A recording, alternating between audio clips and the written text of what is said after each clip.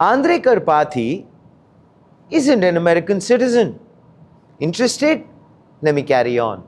And over the weekend, that suddenly became an AI story. Because when Anthropic switched off access to its newest frontier models, Fable 5 and Mythos 5 for foreign nationals, people immediately started asking a question. Could one of the world's most influential AI researchers suddenly lose access to the world's most advanced AI models because of his passport? Now, whether it's Karpathy, researchers in Europe, startups in India, or developers in Canada, the message was extremely impossible to ignore. The most powerful AI models on earth are geopolitical assets. And when Washington asked Anthropic to pull access for foreign nationals, it may have done something nobody expected. It may have actually just made the strongest case yet for non-American AI. So over the weekend, Anthropic suspended access to Fable 5 and Mythos 5 for foreign nationals after a directive from Washington tied to national security concerns. The move was quite swift and also, to be honest, unexpected. And unlike anything we've seen before in the AI era, for quite some time, developers around the world assumed that if they had paid for access to a frontier model, they could use it. This weekend challenged that very assumption, because suddenly the question wasn't so much about can you afford the model, it kind of became, are you allowed to use the model? Now, for some time, countries focused on AI adoption, using AI, integrating AI, building actually businesses around AI, but the Anthropic shutdown has exposed, I believe, a deeper problem. Access is not ownership. One can build one's own company on someone else's AI. One can obviously also build a government workflow on someone else's AI. Also, the fact that economics around someone else's AI is also a possibility. But if somebody else controls the switch, well, we pretty much know what that means. They can pull it. And that's why governments around the world have reacted so aggressively. The response from Europe was, in the UK, AI Minister Kanishka Narayan argued that AI sovereignty should now be treated as a national security issue. In France, former Prime Minister Gabriel Attal went even further. He called it the beginning of an AI war, not because Anthropic did something wrong, that's, well, not relevant, but because the incident exposed how vulnerable countries become when critical technology is controlled elsewhere. Europe has worried about dependence on foreign energy. We are all aware of that. Now it's starting to worry about dependence on foreign intelligence, most importantly, artificial intelligence. And you know what the irony is? America dominates AI. Let me list it down for you. OpenAI, Anthropic, Google, XAI. Well, I made my point.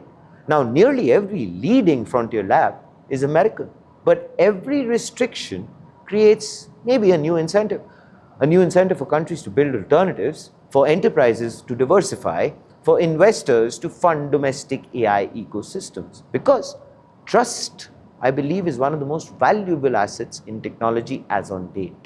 And trust becomes harder when access can disappear overnight. Now, as far as China is concerned, DeepSeek has raised more than, well, $7 billion while keeping founder control intact. China has spent a very decent amount of time building domestic AI capabilities. Not because American AI was atrocious, but because dependence carries risk. Today, that strategy suddenly looks a lot more, well, maybe understandable. Because if access becomes uncertain, sovereignty becomes extremely valuable. And the same conversation is, well, quite relevant to India. Just a few days ago, Sarvam AI co-founder Pratyush Kumar made a point that suddenly feels, well, almost prophetic.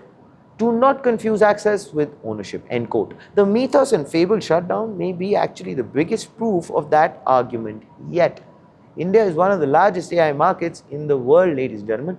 But if the country's most critical AI infrastructure depends entirely on foreign companies, then India remains vulnerable to decisions made elsewhere. That's exactly why sovereign AI has become such an important point of discussion.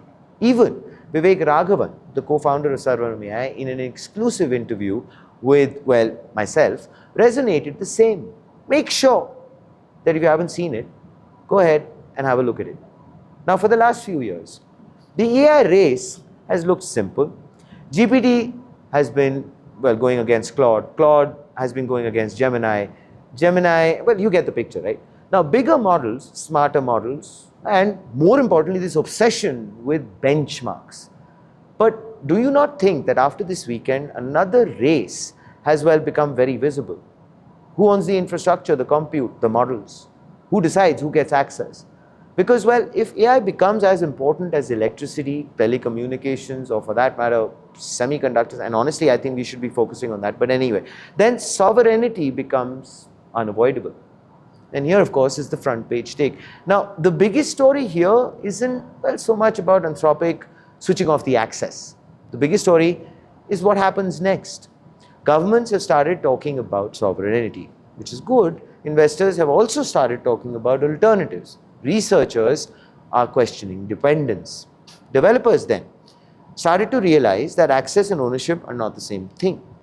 Trump may have intended to protect American AI, fair, but the unintended consequence could very well be the acceleration of non-American AI, which is DeepSeek, Mistral, Cohere, and you know what? Gives me a lot of pride to actually say this last name, Sarvam, and dozens of sovereign AI projects around the world, to be honest. Because once countries see that someone else controls, that kill switch, they start building on their own. And that may be actually also the real legacy of the Anthropic shutdown. But of course, it is a story in development. We are all waiting and watching. We are wanting to understand how this progresses. Is the ban going to get lifted? Are they going to make the changes that they have well talked about in terms of what was pointed out by Amazon, Andy Jassy? And also the fact that, if you ask me, we have been talking about sovereignty a lot as far as front page is concerned, or for that matter, the country goes. But you know what? I personally feel we cannot be critical about the way we are approaching this, because the growth engine as far as our country is concerned, and we've been all proud of it, has been the Indian IT services department. Takes a little bit of time for us to pivot. We are doing a wonderful job when it comes to semiconductors. We are, of course, having founders of Sarvam come on and say that, yes, they are wanting to go ahead and build frontier models -1. That's why I was telling you to watch that conversation. And also the fact that there is a huge, significant amount of push which is coming from the government. So my request to everyone who is going to be writing in the comments is, let's go ahead and try to understand that there are certain hurdles, but it takes a little bit of time and patience to overcome them. I believe we are headed in the right direction. What are your thoughts? Please do let us know. This, ladies and gentlemen, is Front Page by the AIM Network. Like, share, subscribe, and always remember, think AI, think AI.